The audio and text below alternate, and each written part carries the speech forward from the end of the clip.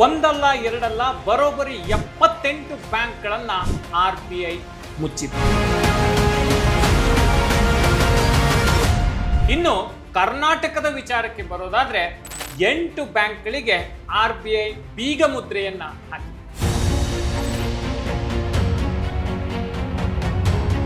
ಬ್ಯಾಂಕ್ಗಳು ಈ ರೀತಿ ಸಂಕಷ್ಟದ ಪರಿಸ್ಥಿತಿಗೆ ಸಿಲುಕಿರುವಾಗ ನಿಮ್ಮ ಸೇವಿಂಗ್ಸ್ ಬ್ಯಾಂಕ್ನಲ್ಲಿ ಇರುವಂತಹ ಹಣ ಅಥವಾ ಫಿಕ್ಸೆಡ್ ಡೆಪಾಸಿಟ್ ಇಟ್ಟಿರುವಂತಹ ಹಣ ಸೇಫಾ? ಸರ್ಕಾರಿ ಬ್ಯಾಂಕ್, ಪ್ರೈವೇಟ್ ಬ್ಯಾಂಕ್, ಸಹಕಾರಿ ಬ್ಯಾಂಕ್ ಈ ಮೂರರೊಳಗೆ ಎಲ್ಲಿ ನಿಮ್ಮ ಹಣವನ್ನ ಇಟ್ಟರೆ ಸುರಕ್ಷತೆ ಜಾಸ್ತಿ? ಬ್ಯಾಂಕಲ್ಲಿ ಹಣ ಇಟ್ಟರೆ ತುಂಬಾ ಸುರಕ್ಷತೆ ಇರುತ್ತೆ, ಯಾವುದೇ ಚಿಂತೆ ಮಾಡಬೇಕಾಗಿಲ್ಲ ಅಂತ ಅನ್ಕೊಂಡು ನೀವು ಲಕ್ಷಾಂತರ ರೂಪಾಯಿ ಹಣವನ್ನ ಇಟ್ಟಿದ್ರೆ ಅಥವಾ ಇಡಬೇಕು ಅಂತ ಅನ್ಕೊಂಡಿದ್ರೆ ಮೊದಲು ಈ ವಿಡಿಯೋವನ್ನ ನೋಡಿ.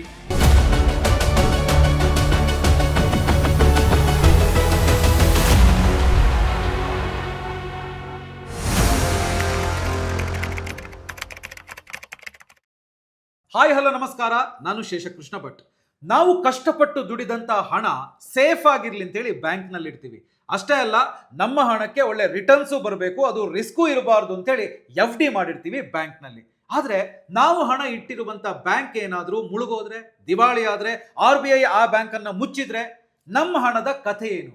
ಯಾಕೆ ಇದನ್ನ ಹೇಳ್ತಾ ಇದೀನಿ ಅಂತ ಹೇಳಿದ್ರೆ, ಇಲ್ಲಿವರೆಗೆ ಬಹಳಷ್ಟು ಬ್ಯಾಂಕ್ಗಳು ದಿವಾಳಿ ಆಗಿದಾವೆ, ಎಷ್ಟೋ ಬ್ಯಾಂಕ್ಗಳನ್ನ RBI ಮುಚ್ಚಿದೆ. ಸೊ ಅಲ್ಲಿ ಹಣ ಇಟ್ಟಂತವ್ರು ತಲೆ ಮೇಲೆ ಕೈ ಇಟ್ಕೊಂಡು ಕೂತ್ಕೊಂಡಿದ್ದಾರೆ. ಹಾಗಿದ್ರೆ ಬ್ಯಾಂಕ್ ಕೂಡ ಹಣ ಇಡೋದಕ್ಕೆ ಸೇಫ್ ಅಲ್ವಾ ಅಂತ ನೀವು ಕೇಳ್ಬೋದು. ಎಸ್, ಅದರ ಬಗ್ಗೆ ನಾವು ಇವತ್ತು ಈ ವಿಡಿಯೋದಲ್ಲಿ ಇನ್ ಡೀಟೇಲ್ ಆಗಿ ಮಾತಾಡ್ತೀವಿ. ಯಾಕೆ ಬ್ಯಾಂಕ್ಗಳು ದಿವಾಳಿ ಆಗ್ತವೆ, ಒಂದ್ ವೇಳೆ ದಿವಾಳಿ ಆಯ್ತು ಅಂತ ಹೇಳಿದ್ರೆ ನಾವಿಟ್ಟಂತ ಹಣ ಸೇಫ್ ಆಗಿರುತ್ತಾ, ನಮಗೆ ಹಣ ಸಿಗುತ್ತಾ, ಇದೆಲ್ಲದರ ಬಗ್ಗೆ ನಾವು ಮಾತನಾಡ್ಲಿಕ್ಕಿದೀವಿ. ಎಸ್, ಇದನ್ನ ತಿಳಿಸ್ಕೊಡೋದಕ್ಕೆ ನಮ್ಮ ಜೊತೆಗೆ ಶರತ್ MS ಅವರಿದ್ದಾರೆ. ಇವರು ಸೀನಿಯರ್ ಜರ್ನಲಿಸ್ಟ್, ವೈಯಕ್ತಿಕ ಹಣಕಾಸು ಬರಹಗಾರರು, ಹಾಗೆಯೇ ಬಾಸ್ವಾಲಾ ಸಂಸ್ಥೆಯ ಕಂಟೆಂಟ್ ವಿಭಾಗದ ಮುಖ್ಯಸ್ಥರು. ಮತ್ತೆ ಆಗ್ತಾಡ ಅವರನ್ನ ವೆಲ್ಕಮ್ ಮಾಡೋಣ, ಅವ್ರ ಜೊತೆಗೆ ಮಾತಾಡ್ತಾ ಹೋಗೋಣ. ಶರತ್ ಅವರು ನಮಸ್ತೆ, ವೆಲ್ಕಮ್ ಟು ದಿ ಶೋ. ನಮಸ್ತೆ ಶೇಷ. ನಾವು ಸೇಫ್ ಅಂತ ಹೇಳಿ ಬ್ಯಾಂಕ್ ಅಲ್ಲಿ ಹಣ ಇಡ್ತೀವಿ, ಆದ್ರೆ ಬ್ಯಾಂಕ್ ಮುಳುಗೋಗ್ಬಿಟ್ರೆ ನಮ್ಮ ಹಣದ ಕತೆ ಏನು ಅಂತೇಳಿ ಎಷ್ಟೋ ಜನರಿಗೆ ಈಗ ಅನುಮಾನ ಬರೋದಕ್ಕೆ, ಪ್ರಶ್ನೆ ಕಾಡೋದಕ್ಕೆ ಶುರುವಾಗಿರುತ್ತೆ. ಏನ್ ಹೇಳ್ತೀರಿ ನೀವು? ನೋಡಿ ಶೇಷ, ಮೊದಲನೇದಾಗಿ ನಾವು ಕೆಲವು ಅಂಕಿ ಅಂಶಗಳನ್ನ ಇದ್ರಲ್ಲಿ ನೋಡ್ಬೇಕಾಗತ್ತೆ. 2014ರಿಂದ 2025 ಲೆಕ್ಕ ಹಾಕಿದ್ರೆ 78 ಬ್ಯಾಂಕ್ಗಳನ್ನ RBI ಮುಚ್ಚಿದೆ ಅಥವಾ ಲೈಸೆನ್ಸ್ ಅನ್ನ ರದ್ದು ಮಾಡಿದೆ.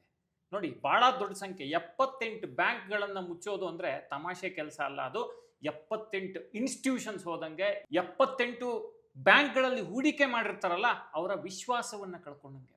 ಇಷ್ಟು ದೊಡ್ಡ ಪ್ರಮಾಣದಲ್ಲಿ ಬ್ಯಾಂಕ್ಗಳು ವೈಫಲ್ಯ ಕಾಣ್ತಿರೋದಕ್ಕೆ ಕಾರಣ ಏನು ಅನ್ನೋದನ್ನ ನಾವು ಈ ವಿಡಿಯೋದಲ್ಲಿ ಮಾತಾಡ್ತೀವಿ. ಜೊತೆಗೆ ದುಡ್ಡಿಟ್ಟು ಯಾಕೆ ಜನ ಕೈ ಸುಟ್ಕೋತಿದ್ದಾರೆ ಅನ್ನೋದ್ರ ಬಗ್ಗೆ ಕೂಡ ಬೆಳಕನ್ನ ಚೆಲ್ತೀವಿ.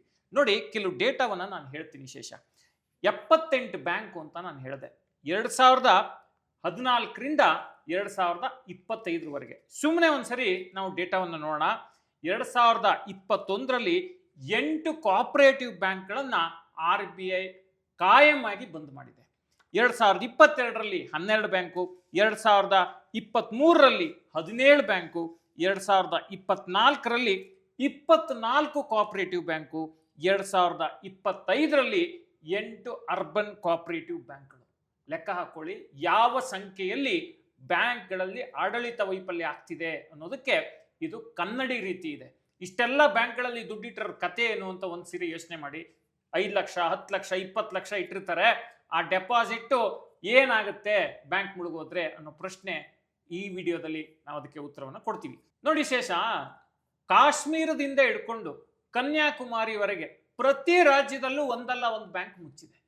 ಕರ್ನಾಟಕದ ಲೆಕ್ಕಾಚಾರಕ್ಕೆ ಬರೋದಾದ್ರೆ 8 ಬ್ಯಾಂಕ್ಗಳನ್ನ RBI ಮುಚ್ಚಿದೆ ಅಥವಾ ಲೈಸೆನ್ಸ್ ಅನ್ನ ಕ್ಯಾನ್ಸಲ್ ಮಾಡಿದೆ. ನಮಗೆ ಗೊತ್ತಿರಬಹುದು, ಬೆಂಗಳೂರಿನಲ್ಲಿ ಗುರು ರಾಘವೇಂದ್ರ ಕೋಆಪರೇಟಿವ್ ಬ್ಯಾಂಕ್ನಲ್ಲಿ ಎಂತ ದೊಡ್ಡ ಸಮಸ್ಯೆ ಆಗಿ ಈಗಲೂ ಅದು ಬಗೆಹರಿದೇನೆ ಡೆಪಾಸಿಟರ್ಸ್ ಹುಡುಕಾಡ್ತಾ ಹೋಗ್ತಿದ್ದಾರೆ. ಡೆಪಾಸಿಟರ್ಸ್ ದುಡ್ಡಿಗಾಗಿ ಚಪ್ಪಲಿ ಸವಿಸ್ತಿದ್ದಾರೆ. ಇಂತಹ ಸಂದರ್ಭದಲ್ಲಿ 2022ರಲ್ಲಿ Deccan urban cooperative bank limited Vijayapura, ಇದರ ಲೈಸೆನ್ಸ್ ಅನ್ನ RBI ರದ್ದು ಮಾಡಿದೆ. 2022ರಲ್ಲಿ ಮಿಲಿತ್ ಕೋಆಪರೇಟಿವ್ ಬ್ಯಾಂಕ್ ಲಿಮಿಟೆಡ್ ದಾವಣಗೆರೆ, ಇದರ ಲೈಸೆನ್ಸ್ ಅನ್ನ ರದ್ದು ಮಾಡಿದೆ. 2022ರಲ್ಲಿ Mudhol cooperative bank limited Bagalkot, ಇದನ್ನ ಬಂದ್ ಮಾಡಿದೆ. 2023ರಲ್ಲಿ ಸೃಷ್ಟಿ ಸೌಹಾರ್ದ ಸಹಕಾರ ಬ್ಯಾಂಕ್ ನಿಯಮಿತ ಬೆಂಗಳೂರು, ಅದನ್ನ ಕ್ಲೋಸ್ ಮಾಡಿದ್ದಾರೆ. ಶ್ರೀ ಶಾರದಾ ಮಹಿಳಾ ಕೋಆಪರೇಟಿವ್ ಬ್ಯಾಂಕ್ ಲಿಮಿಟೆಡ್ ತುಮಕೂರು, ಅದನ್ನ ಕ್ಲೋಸ್ ಮಾಡಿದ್ದಾರೆ. ಶಿಂಷಾ ಸಹಕಾರ ಬ್ಯಾಂಕ್ ನಿಯಮಿತ ಮದ್ದೂರು ಮಂಡ್ಯ ಇದನ್ನ ಕ್ಲೋಸ್ ಮಾಡಿದ್ದಾರೆ. Hiriyur urban cooperative bank limited Hiriyur ಇದನ್ನ ಕ್ಲೋಸ್ ಮಾಡಿದ್ದಾರೆ. Karwar urban cooperative bank limited Karwar ಇದನ್ನ ಕ್ಲೋಸ್ ಮಾಡಿದ್ದಾರೆ. ನಾವು ಯಾಕೆ ಇಷ್ಟೆಲ್ಲ ದೊಡ್ಡ ಪಟ್ಟಿಯನ್ನು ಕೊಡ್ತಿದ್ದೀವಿ ಅಂತ ಹೇಳಿದ್ರೆ, ಜನರು ಬ್ಲೈಂಡ್ ಆಗಿ ಹೋಗಿ ಒಳ್ಳೆ ಇಂಟ್ರೆಸ್ಟ್ ರೇಟ್ ಸಿಗುತ್ತೆ, ನಾರ್ಮಲ್ ಬ್ಯಾಂಕ್ಗಳಲ್ಲಿ ಸಿಗೋದಕ್ಕಿಂತ ದೊಡ್ಡ ಪ್ರಮಾಣದಲ್ಲಿ ಬಡ್ಡಿ ಸಿಗುತ್ತೆ ಅಂತೇಳಿ ಅನ್ಕೊಂಡು ಏನು ಮಾಡ್ತಾರೆ ಅಂತ ಹೇಳಿದ್ರೆ, ಕಣ್ಣು ಮುಚ್ಕೊಂಡು ಅದರ ಪೂರ್ವಾಪರ ನೋಡಲ್ಲ, ಅದರ ಆಡಳಿತ ಮಂಡಳಿ ಹೇಗಿದೆ ನೋಡಲ್ಲ, ಸುಮ್ಮನೆ ಹೋಗ್ಬಿಟ್ಟು ಯಾವುದೋ ಒಂದು ಕೋಆಪರೇಟಿವ್ ಬ್ಯಾಂಕ್ನಲ್ಲಿ 13% ಬಡ್ಡಿ ಇದೆ, 12% ಬಡ್ಡಿ ಇದೆ, 11% ಬಡ್ಡಿ ಇದೆ ಅಂತ ಬ್ಲೈಂಡ್ ಆಗಿ ತಗೊಂಡು ಹೂಡಿಕೆ ಮಾಡಿ ಈ ರೀತಿ ಸಂಕಷ್ಟಕ್ಕೆ ಸಿಲುಕುತ್ತಿದ್ದಾರೆ. ಜಸ್ಟ್ ಇಮ್ಯಾಜಿನ್ ಮಾಡಿ, ಒಂದು 10 ಲಕ್ಷ ಇಟ್ಟಿರ್ತಾರೆ. ಆ 10 ಲಕ್ಷ ಇಟ್ಟಿದ್ದ ಬ್ಯಾಂಕು ನಾಳೆ ಹೋಗ್ತೀರಿ, ಇಲ್ಲ ಬ್ಯಾಂಕನ್ನು ಫ್ರೀಸ್ ಮಾಡಿದೆ RBI ಅಂತ ಹೇಳಿದ್ರೆ, ನಿಮ್ಮ 10 ಲಕ್ಷ ನಿಮಗೆ ಬೇಕಾದಾಗ ಸಿಗಲ್ಲ. ನೀವು ಡೆಪಾಸಿಟ್ ಆಸೆಗೆ ಅಲ್ಲಿ ಇಟ್ಟಿರ್ತೀರಿ, ಏನಾಗುತ್ತೆ, ಯಾವಾಗ ಸಿಗುತ್ತೆ, ಇದೆಲ್ಲವೂ ಗೊಂದಲ. ಹಾಗಾಗಿ ಬ್ಯಾಂಕಲ್ಲಿ ದುಡ್ಡಿಡೋಕೆ ಮುಂಚೆ ಯಾವ ಬ್ಯಾಂಕು, ಅದ್ರ ಪೂರ್ವಾಪರ ಏನು, ಅದರ ಆಡಳಿತ ಮಂಡಳಿ ಹೇಗಿದೆ, ಸರಿಯಾದ ರೀತಿಯಲ್ಲಿ ಅದನ್ನ ಎಷ್ಟು ವರ್ಷದಿಂದ ನಡೆಸ್ತಿದ್ದಾರೆ, RBI ರೆಗ್ಯುಲೇಷನ್ಸ್ಗೆ ಅನುಗುಣವಾಗಿ ಆ ಬ್ಯಾಂಕ್ ನಡೀತಿದೆಯಾ, ಈ ಎಲ್ಲ ಪ್ರಶ್ನೆಗಳನ್ನ ಕೇಳ್ಕೋಬೇಕು.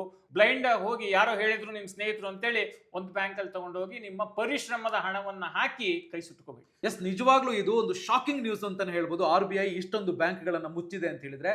ಎಸ್, ಯಾಕೆ RBI ಇಷ್ಟೊಂದು ಕಠಿಣ ಕ್ರಮ ತಗೊಳುತ್ತೆ ಅಂತ ಹೇಳುವಂಥದ್ದನ್ನ ನಾನು ಕೇಳ್ತೀನಿ ನಿಮ್ಮ ಹತ್ರ. ಆದ್ರೆ ಅದಕ್ಕಿಂತ ಮುಂಚೆ ಕ್ಯೂರಿಯಾಸಿಟಿ ಏನು ಅಂತ ಹೇಳಿದ್ರೆ, ಹೌದು, ನಾವು ಬ್ಯಾಂಕನ್ನು ನಂಬಿ ಹಣ ಇಟ್ಟಿರ್ತೀವಲ್ಲ, ನಮ್ಮ ಹಣದ ಕತೆ ಏನು, ನಾವು ಇಟ್ಟಂತ FD ಕತೆ ಏನು ಅಂತ ನಮಗೆ ಸಿಗುತ್ತಾ ಅದು ಅಂತ? ಈಗ ನೋಡಿ ಶೇಷ, ಬಹಳ ಮುಖ್ಯವಾದ ಅಂಶ ಇದು. ತುಂಬಾ ಜನ ಏನನ್ಕೋತಾರೆ, ಬ್ಯಾಂಕ್ ಅಲ್ಲಿ ದುಡ್ಡು ಇಟ್ಬಿಟ್ರೆ ಎಷ್ಟು ದುಡ್ಡು ಇಟ್ರು ಸೇಫು ಅಂತ. ವಾಸ್ತವ ಅದಲ್ಲ. ಈಗ ಉದಾಹರಣೆಗೆ, ನಾನು ಯಾವುದೋ ಒಂದು ಬ್ಯಾಂಕ್ ಅಲ್ಲಿ 10 ಲಕ್ಷ ರೂಪಾಯಿ ಇಟ್ಟಿದ್ದೀನಿ ಅಥವಾ 20 ಲಕ್ಷ ರೂಪಾಯಿ ಇಟ್ಟಿದ್ದೀನಿ.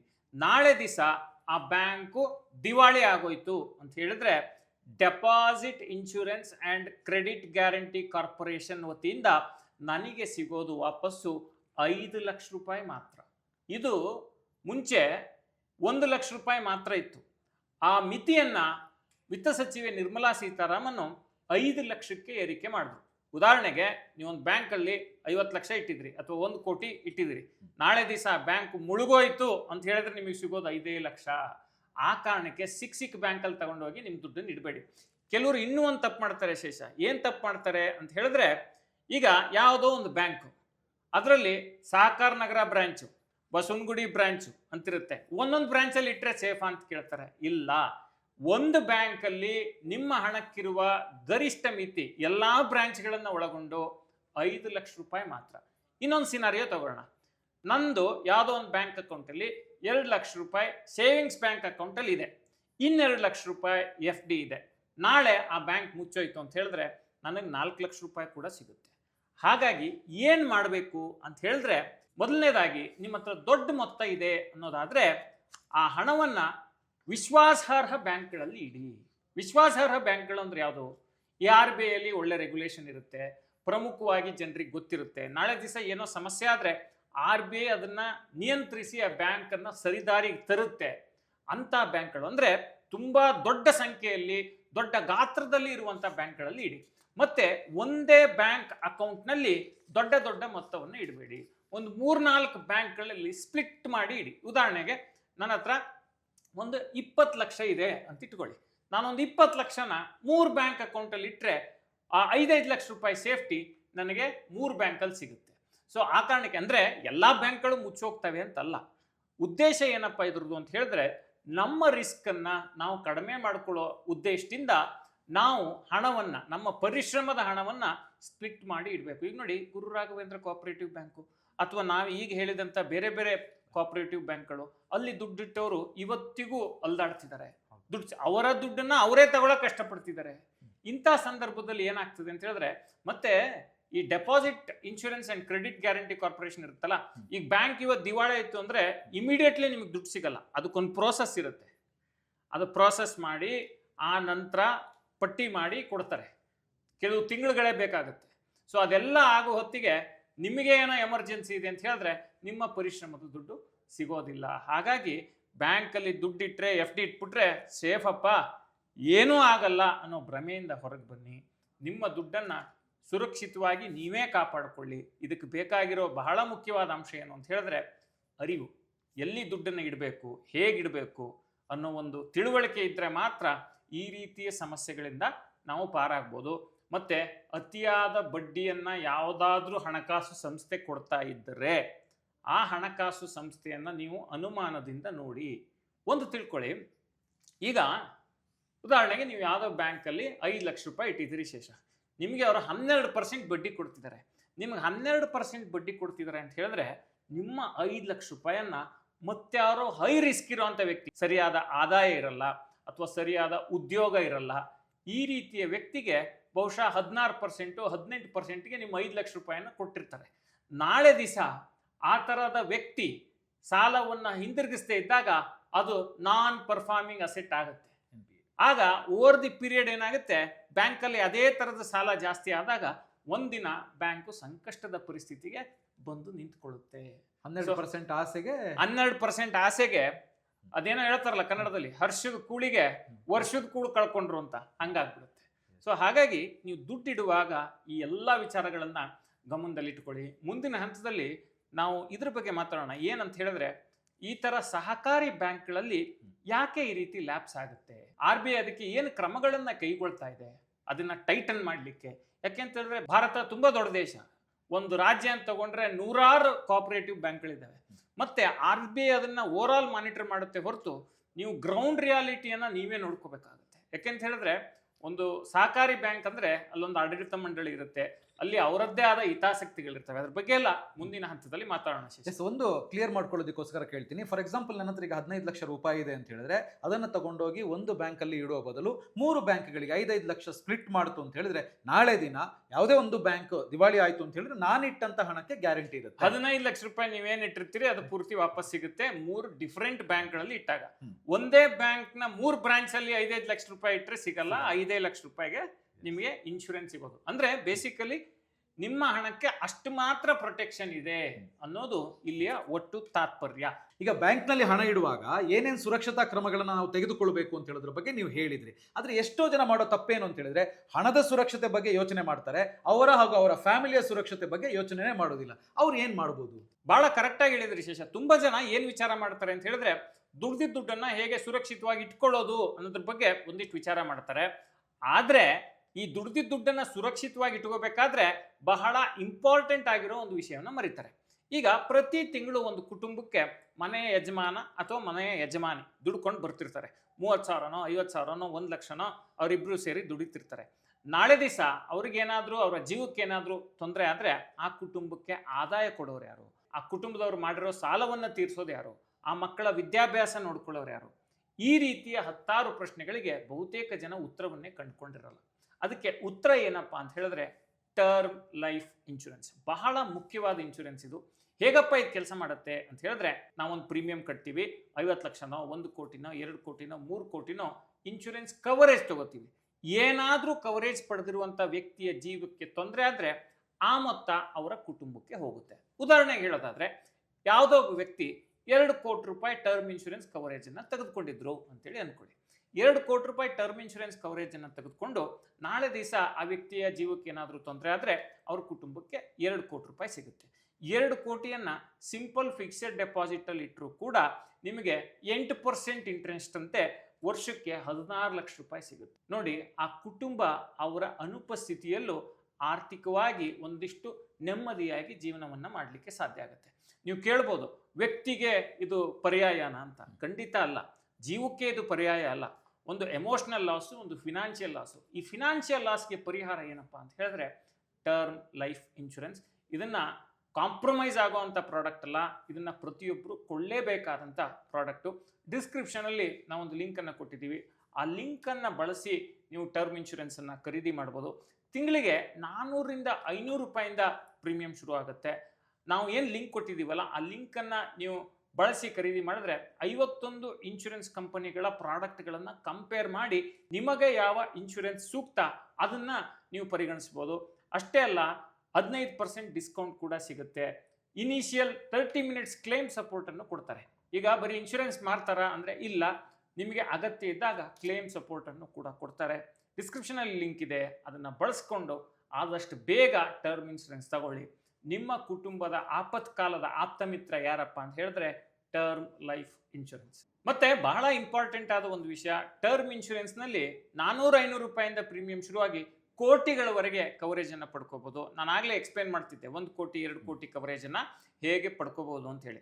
ಬರೀ ಟರ್ಮ್ ಇನ್ಶೂರೆನ್ಸ್ ಸಾಕಾ ಅಂತ ಹೇಳಿದ್ರೆ ಹೆಲ್ತ್ ಇನ್ಶೂರೆನ್ಸ್ ಕೂಡ ತುಂಬಾ ಇಂಪಾರ್ಟೆಂಟು. ನಿಮ್ಮ ಕುಟುಂಬದ ಪ್ರತಿಯೊಬ್ಬರಿಗೂ ಹೆಲ್ತ್ ಇನ್ಶೂರೆನ್ಸ್ ಅನ್ನ ತೆಗೆದುಕೊಳ್ಳಿ. ದುಡಿದ ದುಡ್ಡನ್ನೆಲ್ಲ ಆಸ್ಪತ್ರೆಗೆ ಕಟ್ಟೋ ಬದಲು ದುಡ್ದಿದ್ದ ದುಡ್ಡಲ್ಲಿ ಸ್ವಲ್ಪ ಹಣವನ್ನ ಇನ್ಶೂರೆನ್ಸ್ಗೆ ಕಟ್ಟೋದು ಜಾಣತನ ಆಗುತ್ತೆ. ಡಿಸ್ಕ್ರಿಪ್ಷನ್ ಅಲ್ಲಿ ನಾವೊಂದು ಲಿಂಕ್ ಅನ್ನು ಕೊಟ್ಟಿದ್ದೀವಿ. ಆ ಲಿಂಕ್ ಅನ್ನು ಬಳಸಿ ನೀವು ಹೆಲ್ತ್ ಇನ್ಶೂರೆನ್ಸ್ ಅನ್ನ ಖರೀದಿ ಮಾಡಿದ್ರೆ 25% ವರೆಗೆ ಡಿಸ್ಕೌಂಟ್ ಸಿಗುತ್ತೆ. ಅಷ್ಟೇ ಅಲ್ಲ, ಇನಿಷಿಯಲ್ ಕ್ಲೇಮ್ ಸಪೋರ್ಟ್ ಅನ್ನ ಕೊಡ್ತಾರೆ.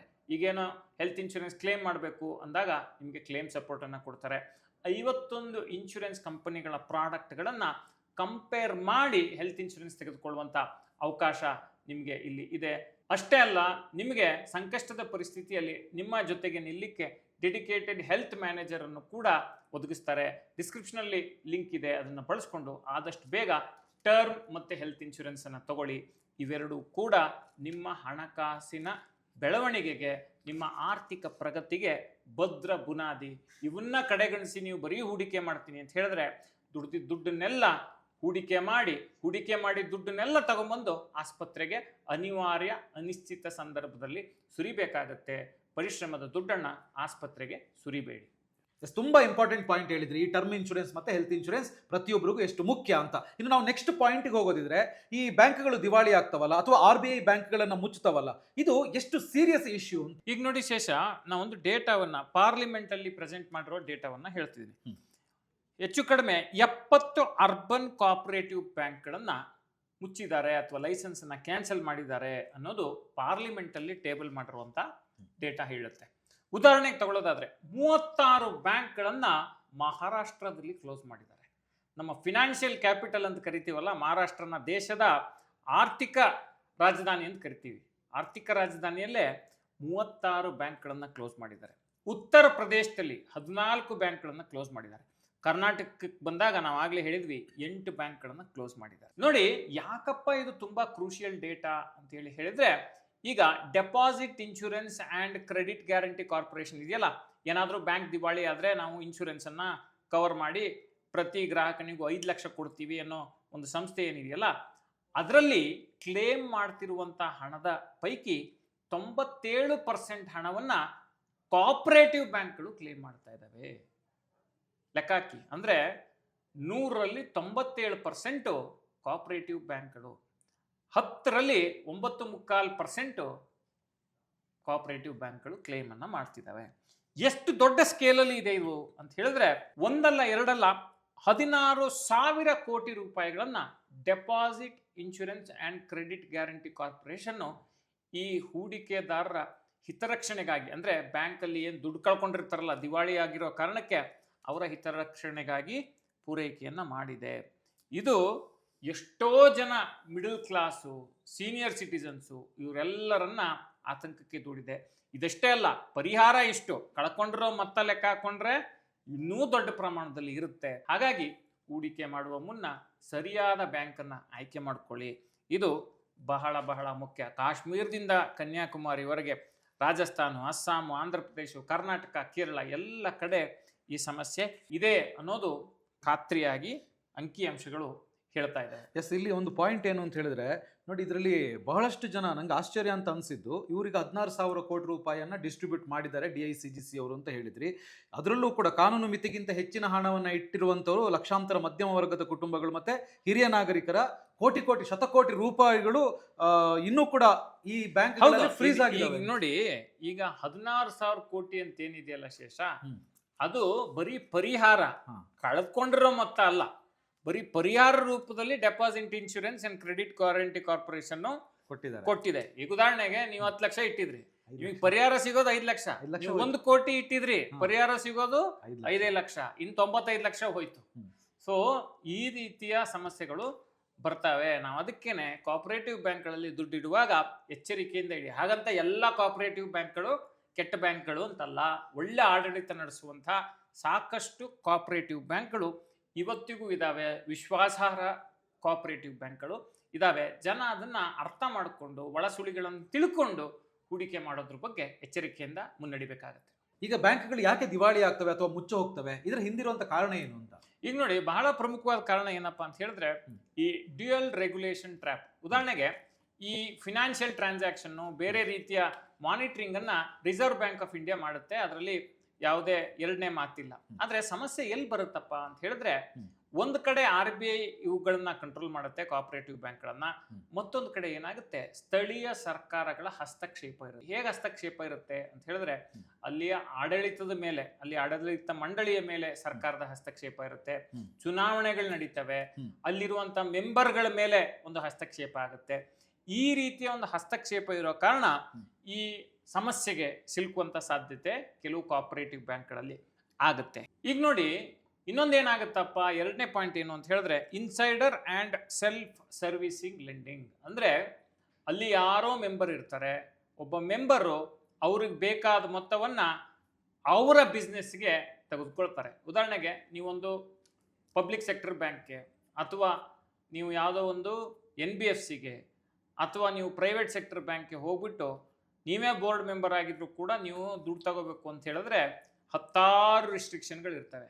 ಆದರೆ ಕೋಆಪರೇಟಿವ್ ಬ್ಯಾಂಕ್ನಲ್ಲಿ ಆ ರೀತಿಯ ಗಂಭೀರ ರಿಸ್ಟ್ರಿಕ್ಷನ್ಗಳು ಇರಲ್ಲ. ಏನಾಗುತ್ತೆ, ಅವರೇ ಅಲ್ಲಿ ಈ ಸಾಲವನ್ನು ತೆಗೆದುಕೊಳ್ಳೋದು, ನಾಳೆ ದಿವಸ ಸರಿಯಾಗಿ ಕಟ್ಟದೇ ಇರೋವಂಥದ್ದು, ಅಲ್ಲಿ ಹಿತಾಸಕ್ತಿ ಸಂಘರ್ಷ ಶುರುವಾಗುತ್ತೆ. ಆವಾಗ ಏನಾಗುತ್ತೆ, ಹಿಸ್ಟಾರಿಕಲ್ ಲೂಪೋಲ್ ಎಲ್ಲಾಗಿದೆ ಬ್ಯಾಂಕಿಂಗ್ ವ್ಯವಸ್ಥೆಯಲ್ಲಿ, ಅದರಲ್ಲೂ ಕೋಆಪರೇಟಿವ್ ಬ್ಯಾಂಕಲ್ಲಿ ಅಂತ ಹೇಳಿದ್ರೆ ಅಲ್ಲಿಯ ಮೆಂಬರ್ಗಳ ಹಿತಾಸಕ್ತಿ. ಮತ್ತು ಎಷ್ಟೋ ಸತಿ ಏನಾಗುತ್ತೆ, ಈ ಹೂಡಿಕೆದಾರನಿಗೂ ಯಾವುದೇ ನಿಯಂತ್ರಣ ಮೆಂಬರ್ ಮೇಲೆ ಇರಲ್ಲ, ವೋಟ್ ಮಾಡೋದು ಬಿಟ್ಟರೆ. ಅಂದರೆ ಡಿಸಿಷನ್ ಮೇಕಿಂಗಲ್ಲಿ ತುಂಬ ದೊಡ್ಡ ಪಾಲೇನು ಈ ಹೂಡಿಕೆದಾರನಿಗೆ ಇರಲ್ಲ. ಹಾಗಾಗಿ ಅವರಿಗೆ ಬೇಕಾದಂಥ, ಆಡಳಿತ ಮಂಡಳಿಗೆ ಬೇಕಾದಂಥ ಕೆಲವು ಹಿತಾಸಕ್ತಿಗಳನ್ನು ಮಾಡಿಕೊಳ್ಳಿಕ್ಕೆ ಅವಕಾಶ ಇರುತ್ತೆ.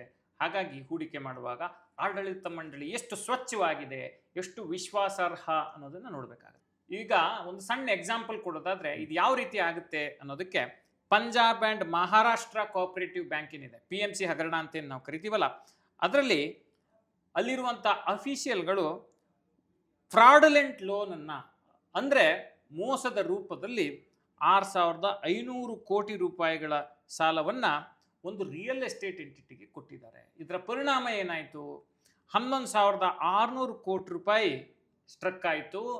ಯಾರು ಅಮಾಯಕರಿದ್ದಾರೆ, ಯಾರು ಹೂಡಿಕೆ ಮಾಡಿದ್ದಾರೆ, ಜನಸಾಮಾನ್ಯರು ಯಾರು ಹೂಡಿಕೆ ಮಾಡಿದ್ದಾರೆ, ಅವರೆಲ್ಲ ಸಂಕಷ್ಟಕ್ಕೆ ಸಿಲುಕೊಂಡ್ರು. ಹಾಗಾಗಿ ಎಚ್ಚರಿಕೆಯನ್ನು ನಾವು ವಹಿಸಬೇಕಾಗುತ್ತೆ. ಮತ್ತೆ ನೆಕ್ಸ್ಟ್ ಪಾಯಿಂಟ್ ನಾವು ಆಗಲೇ ಹೇಳಿದ್ವಿ, ರಾಜಕೀಯ ಹಸ್ತಕ್ಷೇಪವೂ ಇರುತ್ತೆ. ಇನ್ನೊಂದು ಸಮಸ್ಯೆ ಏನಪ್ಪ ಅಂತ ಹೇಳಿದ್ರೆ, ಔಟ್ಡೇಟೆಡ್ ಟೆಕ್ನಾಲಜಿ ಮತ್ತು ಫಿನ್ಟೆಕ್ ರೆವಲ್ಯೂಷನ್ಗೆ ಸಂಬಂಧ ಇಲ್ಲದೆ ಇರೋ ರೀತಿ ಈ ಸಹಕಾರಿ ಬ್ಯಾಂಕ್ಗಳು ಕೆಲಸ ಮಾಡ್ತಿರೋವಂಥದ್ದು. ಇವಾಗಲೂ ಲೆಡ್ಜರಲ್ಲಿ ಫಿಲ್ ಮಾಡೋವಂಥದ್ದು, ಈ ಆಟೋಮೇಟೆಡ್ ವ್ಯವಸ್ಥೆ ಇಲ್ಲದೆ ಇರೋವಂಥದ್ದು, ಈ ಕೈಯಲ್ಲಿ ಬರೆದು ತಿದ್ದೋದು, ಆ ರೀತಿ ಎಲ್ಲ ಮಾಡಿದಾಗ ನಮಗೆ ಅಂದರೆ ಹೂಡಿಕೆದಾರರಿಗೆ ಲೂಪೋಲ್ ಆಗುವಂಥ ಸಾಧ್ಯತೆ ಇರುತ್ತೆ. ರೆಗ್ಯುಲೇಷನ್ಸು ಕಂಟ್ರೋಲ್ ಮಾಡೋದು ಕಷ್ಟ ಆಗ್ಬಿಡುತ್ತೆ. ಸೊ ಈಗ ಇಷ್ಟೊಂದು ಬ್ಯಾಂಕ್ಗಳು ಕ್ಲೋಸ್ ಆಗಿದ್ದಾವೆ, RBIನೇ ಎಷ್ಟೋ ಬ್ಯಾಂಕ್ಗಳ ಲೈಸೆನ್ಸ್ ಅನ್ನ ಕ್ಯಾನ್ಸಲ್ ಮಾಡಿದೆ, ಅಂದ್ರೆ ಮುಚ್ಚಿದೆ ಬ್ಯಾಂಕ್ಗಳನ್ನ. ಸೊ ಹಾಗಿದ್ರೆ ಈ ತರ ಆಗದೇ ಇರೋದಕ್ಕೆ RBI ಏನು ಪ್ಲಾನ್ ಮಾಡ್ಕೊಂಡಿಲ್ವಾ ಅಂತ? ಮಾಡಿದೆ ನೋಡಿ. ಕೆಲವು ಕಟ್ಟುನಿಟ್ಟಾದ ನಿಯಮಗಳನ್ನು RBI ತಂದಿದೆ. ಒಂದು ಸಹಕಾರಿ ಬ್ಯಾಂಕ್ ಒಬ್ಬನೇ ಸಾಲಗಾರನಿಗೆ, ಅಂದ್ರೆ ತನ್ನ Tier 1 ಬಂಡವಾಳದ 15%ಗಿಂತ ಹೆಚ್ಚು ಸಾಲವನ್ನು ನೀಡುವ ಹಾಗಿಲ್ಲ ಅನ್ನೋ ನಿಯಮವನ್ನು ತಂದಿದೆ. ಎರಡನೇದೇನಪ್ಪ ಅಂತ ಹೇಳಿದ್ರೆ, ಸಂಪರ್ಕಿತ ಸಾಲಗಾರರ ಗುಂಪಿಗೆ 25%ಗಿಂತ ಹೆಚ್ಚು ಸಾಲವನ್ನು ನೀಡುವಂಗಿಲ್ಲ. ಈಗ ಯಾರೋ ಪರಿಚಯ ಇದ್ದಾರೆ ಅಂತೇಳಿ 25%ಗಿಂತ ಜಾಸ್ತಿ ಸಾಲವನ್ನು ಅವ್ರಿಗೆ ಕೊಡ್ಲಿಕ್ಕಾಗಲ್ಲ. ಯಾಕೆಂತ ಹೇಳಿದ್ರೆ ಲಕ್ಷಾಂತರ ರೂಪಾಯಿ ಅವ್ರ ಸಾಲ ತಗೊಂಡು ಕಟ್ತಾ ಇದ್ರೆ ಹಿತಾಸಕ್ತಿ ಸಂಘರ್ಷ ಶುರುವಾಗುತ್ತೆ ಅಂತೇಳಿ. ಮತ್ತೆ PMC ಬ್ಯಾಂಕ್ ವೈಫಲ್ಯದಂತಹ ಬೃಹತ್ ಕಾರ್ಪೊರೇಟ್ ಹಗರಣಗಳನ್ನು ತಡಿಲಿಕ್ಕೆ RBI ಅವರ ಒಟ್ಟು ಸಾಲದ ಪೋರ್ಟ್ಫೋಲಿಯೋದ ಕನಿಷ್ಠ 50% ಸಾಲಗಳು ಪ್ರತಿ ಸಾಲಗಾರನಿಗೆ 25 ಲಕ್ಷ ಮೀರಿದಂತೆ ಸಣ್ಣ ಸಾಲಗಳನ್ನು ಕೊಡಬೇಕು ಅಂತೇಳಿ ಹೇಳಿದೆ. ನಾವು ಆಗಲೇ ಹೇಳಿದ್ವಿ ನೋಡಿ, ಆಗಲೇ 6,000 ಕೋಟಿಗಿನ್ನ ದೊಡ್ಡ ಮೊತ್ತದ ಸಾಲವನ್ನು PMC ಬ್ಯಾಂಕ್ ಕೊಟ್ಟು ಎಷ್ಟೋ ಜನರ ಹೂಡಿಕೆದಾರರನ್ನ ಮಣ್ಪಾಲ್ ಮಾಡಿದೆ. ಈಗ ಇಲ್ಲಿ ಏನಪ್ಪ ಅಂತ ಹೇಳಿದ್ರೆ, ನೀವು ಸಾಲ ಕೊಡಬೇಕು ಅಂತ ಹೇಳಿದ್ರೆ 25 ಲಕ್ಷ ಮ್ಯಾಕ್ಸಿಮಮ್ ಲಿಮಿಟು. ಅದಕ್ಕಿಂತ ಜಾಸ್ತಿ ನಿಮ್ಮ ಹತ್ರ 100 ಕೋಟಿ ಇದೆ ಅಂತ ಹೇಳಿದ್ರೆ 50 ಕೋಟಿ ರೂಪಾಯಿ ಮೊತ್ತವನ್ನು 25 ಲಕ್ಷಕ್ಕಿಂತ ಜಾಸ್ತಿ ಮೊತ್ತದ ಸಾಲವನ್ನಾಗಿ ಕೊಡಂಗಿಲ್ಲ. ಅಂದರೆ 50 ಕೋಟಿ ರೂಪಾಯಿಯನ್ನ ನೀವು ಅದಕ್ಕೆ 25 ಲಕ್ಷಕ್ಕಿಂತ ಮೀರಿ ಇನ್ನೊಬ್ಬರಿಗೆ ಸಾಲದ ರೂಪದಲ್ಲಿ ಕೊಡೋಂಗಿಲ್ಲ. ನಿಮ್ಮ ಹತ್ರ 100 ಕೋಟಿ ಇದೆ ಅಂತ ಹೇಳಿದ್ರೆ 50 ಕೋಟಿಯನ್ನ ಸಣ್ಣ ಸಣ್ಣ ಸಾಲದ ರೂಪದಲ್ಲೇ ಕೊಡಬೇಕು. ಅವಾಗೇನಾಗುತ್ತೆ, ದೊಡ್ಡ ಮಟ್ಟದ ಡಿಫಾಲ್ಟ್ ಆಗುವಂತ ಸಾಧ್ಯತೆ ತಪ್ಪುತ್ತೆ. ಈ ರೀತಿಯ ಮಿತಿಗಳನ್ನ RBI ಕಡ್ಡಾಯಗೊಳಿಸಿದೆ. ನೆನ್ಪಿಟ್ಕೊಳ್ಳಿ, ಎಲ್ಲದಕ್ಕಿಂತ ಮುಖ್ಯ ಏನಪ್ಪಾ ಅಂತ ಹೇಳಿದ್ರೆ, ನಿಮ್ಮ ಹಣ ನಿಮ್ಮ ಕೈಯಲ್ಲಿ ಇರಬೇಕು ಅಂತ ಹೇಳಿದ್ರೆ ನೀವು ಸುರಕ್ಷಿತವಾಗಿರಬೇಕು. ಇದೆಲ್ಲವನ್ನ ಅರ್ಥಕೋಬೇಕು. ಬ್ಲೈಂಡ್ ಆಗಿ ಹೋಗಿ ದುಡ್ಡನ್ನ ಎಲ್ಲೆಲ್ಲೋ ಹೂಡಿಕೆ ಮಾಡಬಾರ್ದು. ನಮ್ಮ ಒಟ್ಟು ತಾತ್ಪರ್ಯ ಏನಪ್ಪಾ ಅಂತ ಹೇಳಿದ್ರೆ, ಸಹಕಾರಿ ಬ್ಯಾಂಕ್ಗಳು ಸರಿ ಇಲ್ಲ ಅಂತ ಹೇಳೋದಲ್ಲ, ಸರಿಯಾದ ಆಡಳಿತ ಇರುವಂತಹ ಸಹಕಾರಿ ಬ್ಯಾಂಕ್ಗಳನ್ನ ಮನಗಂಡು ನಂತರ ಎಚ್ಚರಿಕೆಯಿಂದ ಅರಿತು ತಿಳಿದು ಹೂಡಿಕೆ ಮಾಡಿ ಅನ್ನೋದು ಈ ವಿಡಿಯೋದ ಉದ್ದೇಶ. ಅಬ್ಸಲ್ಯೂಟ್ಲಿ ಹೌದು. ಯಾಕೆಂತ ಹೇಳಿದ್ರೆ ಅತಿ ಆಸೆ ಗತಿಗೇಡು ಅಂತ ಹೇಳುವಂತ ಮಾತಿದೆ. ಸೊ ಅದರ ಪ್ರಕಾರ ಜಾಸ್ತಿ ಇಂಟ್ರೆಸ್ಟ್ ಕೊಡ್ತಾರೆ ಅಂತ ಹೇಳಿ ನಾವು ಬ್ಯಾಂಕಿನ ಪೂರ್ವಾಪರ ತಿಳಿದುಕೊಳ್ಳದೆ, ಮ್ಯಾನೇಜ್ಮೆಂಟ್ ಬಗ್ಗೆ ತಿಳ್ಕೊಳ್ಳದೆ ಸುಮ್ಮನೆ ಹೋಗಿ ಹಣ ಇಟ್ಟರೆ ಈ ತರ ಏನಾದ್ರೂ ಆಯ್ತು ಅಂತ ಹೇಳಿ ನಾವು ಹಣ ಕಳ್ಕೊಳ್ಬೇಕಾದಂತ ಪರಿಸ್ಥಿತಿ ಬರುತ್ತೆ. ಆಮೇಲೆ 5 ಲಕ್ಷಕ್ಕಿಂತ ಜಾಸ್ತಿ ಒಂದು ಬ್ಯಾಂಕಲ್ಲಿ ನೀವು ಇಡ್ತೀರಿ ಅಂತ ಹೇಳಿದ್ರೆ ಆ ಬ್ಯಾಂಕಿನ ಹಿನ್ನೆಲೆ ಬಗ್ಗೆ ಕಂಪ್ಲೀಟ್ ಆಗಿ ತಿಳ್ಕೊಂಡು ಸುರಕ್ಷತಾ ಕ್ರಮಗಳನ್ನು ತಗೊಂಡು ಇಟ್ಟರೆ ಬೆಸ್ಟ್ ಅಂತ ಉತ್ತಮವಾದಂತ ಮಾಹಿತಿಯನ್ನು ಕೊಟ್ರಿ. ಥ್ಯಾಂಕ್ ಯು ವೆರಿ ಮಚ್ ಶರತ್ ಅವರೇ. ಧನ್ಯವಾದ ಶೇಷ. ಸೊ ಈ ವಿಡಿಯೋ ನಿಮಗೆ ಇಷ್ಟ ಆಗಿದೆ ಅಂದ್ರೆ ಲೈಕ್ ಮಾಡಿ, ಹಾಗೇನೆ ನಿಮ್ಮ ಫ್ರೆಂಡ್ಸ್ ಫ್ಯಾಮಿಲಿಯವ್ರ ಜೊತೆಗೆ ಶೇರ್ ಮಾಡಿ, ಹಾಗೇನೆ ಬಾಸ್ವಾಲ ಕನ್ನಡ ಚಾನಲ್ ಅನ್ನ ಸಬ್ಸ್ಕ್ರೈಬ್ ಮಾಡಿ. ಬ್ರಾಂಡ್ ಪಾರ್ಟ್ನರ್ಶಿಪ್ ಮತ್ತು ಜಾಹೀರಾತಿಗಾಗಿ ಸಂಪರ್ಕಿಸಿ brand@boswala.com. WhatsApp number 9108014192. Bosswala. Be the boss.